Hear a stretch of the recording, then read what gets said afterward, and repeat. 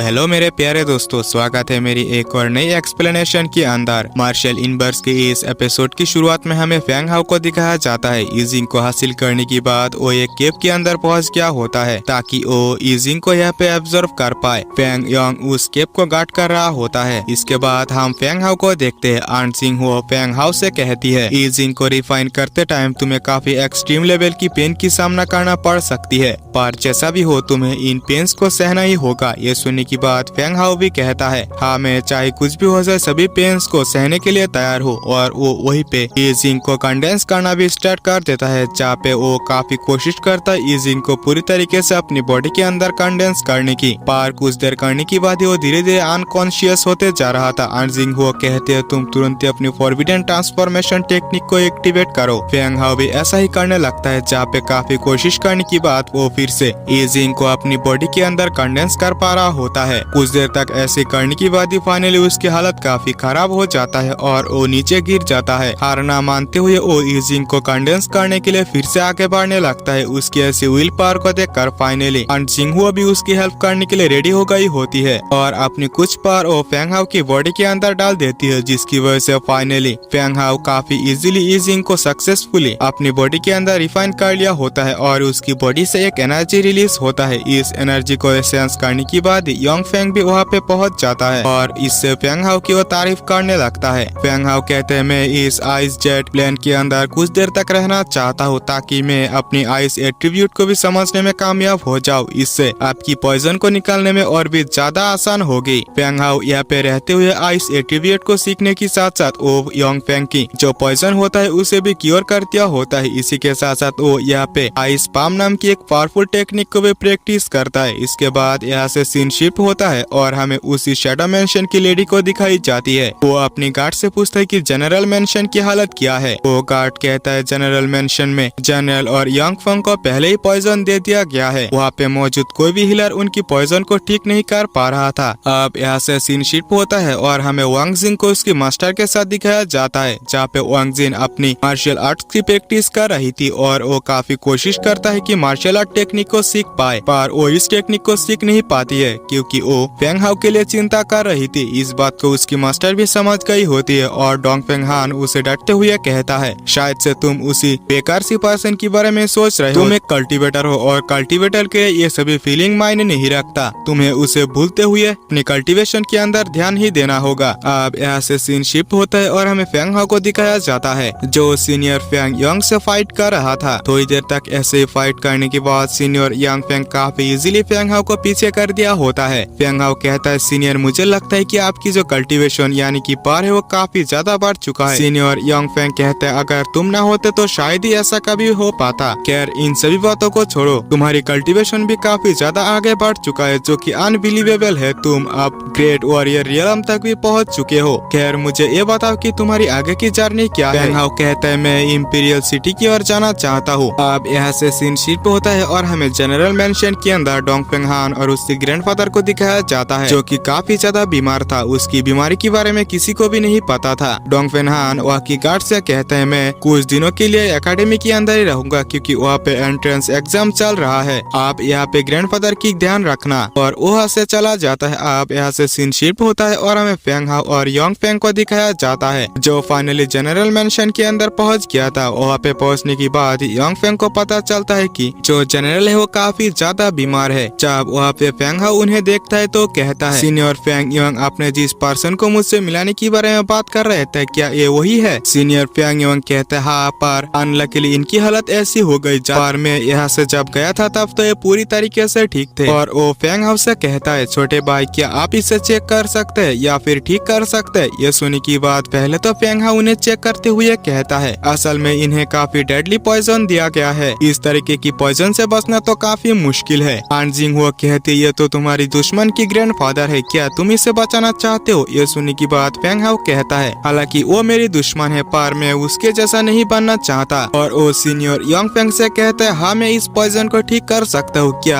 आप दोनों थोड़ी देर के लिए बाहर जा सकते हैं। वे दोनों भी बाहर चले गए होते हैं। इसके बाद Feng how red lotus seat को निकलते हुए कहता है, क्या मेरे लिए ये करना सही है। आन जिंगहुआ भी कहती है, अपने दुश्मन के लिए तुम इस तरीके की रियल ट्रेजर का यूज क्यों कर रहे हो, तुम्हें ऐसा नहीं करना चाहिए। पर फेंग हाउ डिसाइड कर लेता है उन्हें बचाकर ही छोड़ेगा और वो रेड लोटस सीड का इस्तेमाल करते हुए काफी इजीली उनकी पॉइजन को सप्रेस कर दिया होता है। इसके बाद वो बाहर आते हुए सीनियर यंग फेंग से कहता है उनकी पॉइजन अब पूरी तरीके से सप्रेस हो चुका है, थोड़ी देर बाद वो होश में आ जाएंगे। अब यहाँ से सीन शिफ्ट होता है और हमें मार्शल आर्ट एकेडमी के अंदर दिखाया जाता है जहाँ पे की एंट्रेंस एग्जाम चल रहे होते हैं। वहाँ पे एंट्रेंस एग्जाम को ले रहे मास्टर कहता है यहाँ पे मौजूद डिसाइपल्स को एग्जाम के हिसाब से सामने मौजूद स्टोन पिलर के अंदर अपने हाथ रखना है। इसके बाद ही डिसाइड किया जाए कि वो डिसाइपल एडमिशन लेने लायक है या नहीं। वहाँ पे मौजूद कई सारे डिसाइपल इस टेस्ट को दे रहे होते हैं। ऐसा ही टाइम बीतता जाता है और एंट्रेंस एग्जाम भी खत्म हो चुका था, लेकिन फेंग हाओ तो अभी तक यहाँ पर नहीं आया था। वान जिंग भी फेंग हाओ के लिए उदास होते हुए वहाँ से जाने लगती है, पर तभी वहीं पे फेंग हाओ भी पहुँच चुका होता है। फेंग हाओ को देखने के बाद वांग जिंग तो काफी ज्यादा खुश हो गई होती है और वो कहती है मुझे लगा था कि तुम यहाँ पे नहीं आओगे। फेंग हाओ कहते हैं पर मैं ऐसा कैसे कर सकता हूँ। इसके बाद वांग जिंग वहाँ पे मौजूद मास्टर से रिक्वेस्ट करते हुए कहती है मास्टर क्या आप इस टेस्ट को फिर से कंटिन्यू कर सकती है। ये सुनने की बात वो मास्टर भी इसके लिए एग्री हो गई होती है और वो मास्टर फेंग हाओ से कहता है तुम जाकर सामने मौजूद स्टोन पिलर के अंदर अपने हाथ रखो। फेंग हाओ जैसे ही उस स्टोन पिलर के अंदर अपने हाथ रख वो किसी और ही स्पेस पर पहुंच गया था जहाँ पे कि उसकी एक क्लोन था। जैसे वो उस क्लोन को टच करने की कोशिश करता है वो क्लोन उल्टा ही उसके ऊपर अटैक कर दिया होता है और इसी के साथ ये एपिसोड भी यहीं पे एंड होता है। तो अगर आप लोगों ने अभी तक हमारे चैनल को सब्सक्राइब नहीं किया तो प्लीज कर लेना। इसी के साथ वीडियो को लाइक जरूर से कर देना और कमेंट में बताना कि वीडियो कैसी लगी। मिलते हैं नेक्स्ट वीडियो में, तब तक के लिए बाय बाय।